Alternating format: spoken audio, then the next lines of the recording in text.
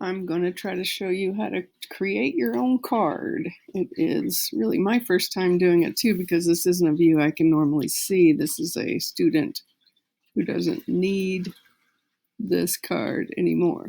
So I'm going to click first right here under your sign, your first column. There's something you probably never noticed before. It says add card. It's new. This is just a new feature 2 weeks ago. Click Innovation Diploma. I think actually for you guys, you can click Art and Environment. It will show up for you. This student isn't in any classes. She's about to graduate. So when I click that, I get the card. You're going to put the title for your card here. All right, then you're going to want to find an image. I'm going to say select from my computer. We'll just use this one. And then you're going to tell what this card is about. This is an overview.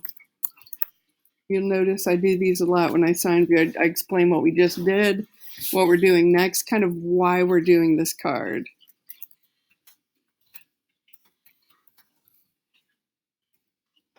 All right, after you do that, you can attach, if you think more images would help, you can put them here. Then, whatever your goal is for this card, you're going to put steps that you're going to use to complete them here, just like I would for you. Then you're going to add any questions, and you see you can choose the questions that you want to include here. And that's all it gives you to do. It doesn't give you any next steps or any of those things. You can put steps, and you can put questions, and you can write the overview, add things here. So when you're finished, you come over here and click Done Editing. And you can set a due date right here. I'm not going to set one because I don't want it to tell the student she has something due when she doesn't. So when you open this card, you can see it's created by the student. You'll come over here, you'll work through the steps, check them off, answer the questions that you made for yourself. This is probably like a self-evaluation question.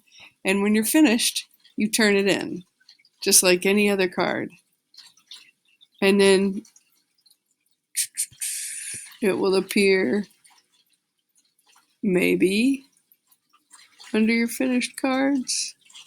Well, it went away forever. I guess it's back in for me to assess. Cool. All right, so now you know how to create your own card. Let's try it.